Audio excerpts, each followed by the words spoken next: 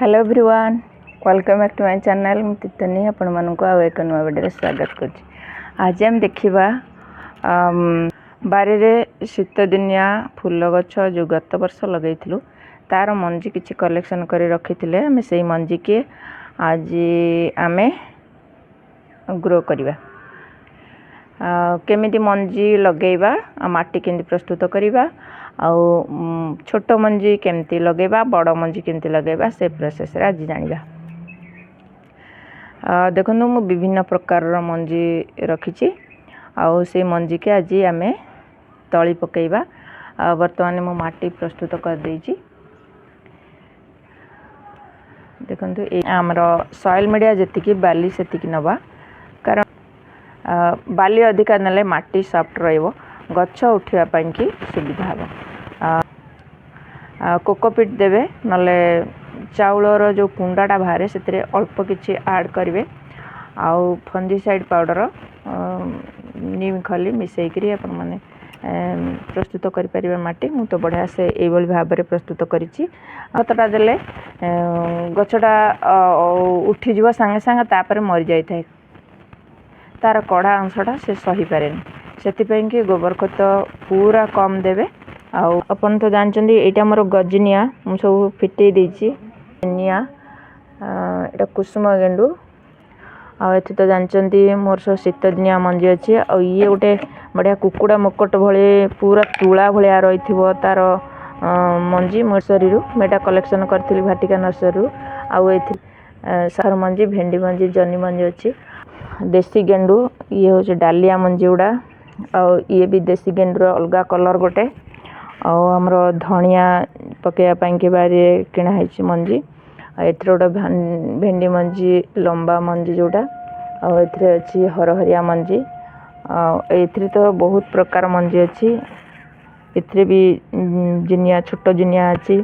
एथरे डालिया अछि। एथरे भी बहुत शीत दिनिया मंजी अछि।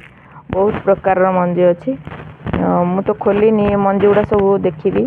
तापरे एटा पिटुनिया अछि। एथरे भी बहुत सारा बहुत प्रकार शीत दिनिया मंजी अछि। ए सबुथरे गोटे गोटे कलर रो शीत दिनिया मंजी सब रहिछि।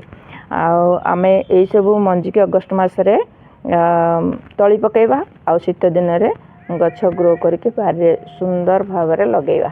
चलंतु केमती लगेइबा देखिबा। प्रथमे माटी के आमे विशोधन करिबा। केमिति विशोधन करिबा चलन देखिबा। आमे सादा पानी 1 लीटर नेचे, सेथिरे फंजीसाइड पाउडर 1 चामच एमति पके दबा। भलो भाव रे फेंटी दबा।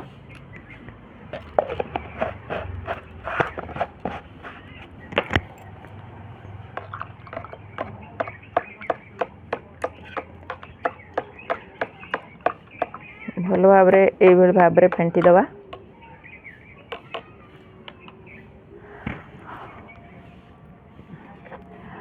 सबू कुंडरे फास्ट आम एमती दे दबा, कारण कौन सी फंगस लागबनी, माटी रे भी कौन सी फंगस रहिबनी।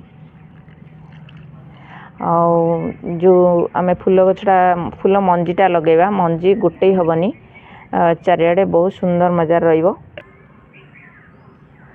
प्रथमे एभली गजिनिया मंजी के एमती लगेबा, छाड़ी छाड़ी लगेबे। मेंचे मेंचे हे गले गछ उठिबनी, नष्ट हो जिवो।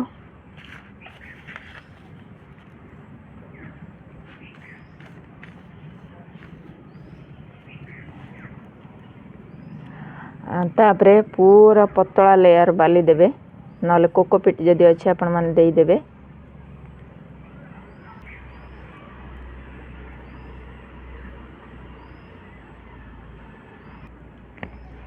तापरे आमे जिनिया मंजी लगेबा। सब आड़ को मड़े के देबे।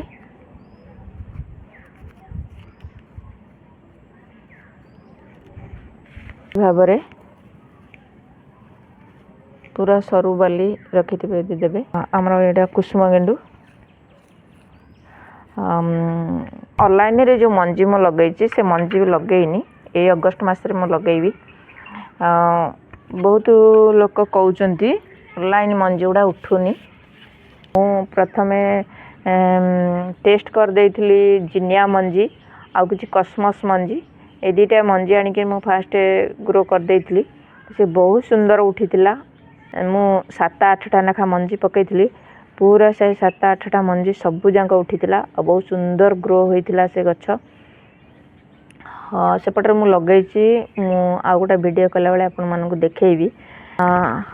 ए मंजी लगे सारा परे मु जो किणा मंजी गुड़ा लगेबी मोटा मोटा मंजी जोटा बड़ मंजी डालिया मंजी किंबा बड़ जिनिया मंजी आपण माने जो ग्रो करचंदी सेतरे टिके मोटा लेयर देबे मंजी जोटा लगौचंदी सरू लेयर देबे आपण माने तादर पान टाइम ते ढाळीबेनी और पानटा सबले स्प्रे करिवे। हाँ एटा देखुचन तो एटा की मंजी तो मु जानिनी बढ़िया सुंदर गोटे गछ होइतिला लाल लाल मुकुट मुकुट भलिया कि मुकुट गछ नुहे मुकुट भलिया नर्सरी रे होइतिला मु सेटू ए मंजीटा कलेक्शन करके आनतिली 3-4टा मते देइतिले नर्सरी वाला कले नि जाइथा को सुखेई करे शीत दिन रे मंजी पकेबे आ बहुत सुंदर ग्रोथ करिवो मु तो रखी देइतिली सुखेई करे आज पकेली आ देखिबा सेटा केमती कोन गछ उठुची आ केमती तार फूल फुटुची फूल भी ठीक से फुटिबा आम देखी नथिलु फूल अल्प अल्प फुटबार आम देखते मौली जाइथिला ये फूलटा गछ उठिले तापर आम जानिबा केमती कोन उठिले तो एई भाव में सबू मंजी गुड़ा लगेबे आकु सेमी सीड रे रखिदेबे निहाती कम रे 4 दिन पर्यंत रखिदेबे तापरे सकाळर 15-20 मिनिट नेखा खरा रे रखिबे गछ सब उठीगला ताकू अध घंटा नाखा खरा देबे सब उठिले मु आपन पय आ गोटे वीडियो आनिबी आ केमती उठिला केते बड़ हला को प्रोसेस रे हमर लगेइबा विषय रे अपडेट आगामी वीडियो रे देबी मानकर जदि एई भली भाव रे रखिचंती मंजी सबु ताहाले सबु जांक मंजी एई भली भाव रे ग्रो कर दियंतु शीत दिन बगीचा बहुत सुंदर करंतु आ जदि मो वीडियोटा भल लाउथाय त लाइक कमेंट शेयर करिवे आ मो चैनल जदि आपण माने नुआ देखुचन ताले गोटे सब्सक्राइब करिवे आज पे एति की पुणी आसीबी आ एक न्यू वीडियो नुआ टॉपिक सहित सेते पर्यंत गछ लगतांत भले थांतु जय जगन्नाथ।